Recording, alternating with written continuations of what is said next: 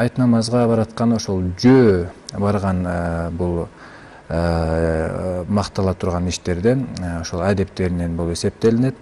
Анан жөө кетип аткан, кайтып келатканда дагы башка жол менен келүү мына ошол пайгамбарыбыз алейхисаламдын мубарек сүннөттөрүнөн бул эсептелинет.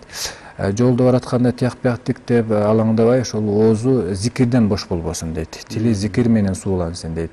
Ошол такбир айтылынат. Аллаху акбар, Аллаху акбар. Ороз айтта бир аз ичинен айта турган болсо, ал эми курбан айтта сыртынан ошол үнүн чыгарып айтыш керек болот. Ошол майрамдын шан шөкөтүн билдирүү максатында такбирлерди айтып барыш керек болот. Азыркы шартта ошол жөө басканга көбүрөөк артыкчылык берилет. Азыр эми тыгын заман, техника көп дегендей, ошондуктан буга көңүл буруш керек болот.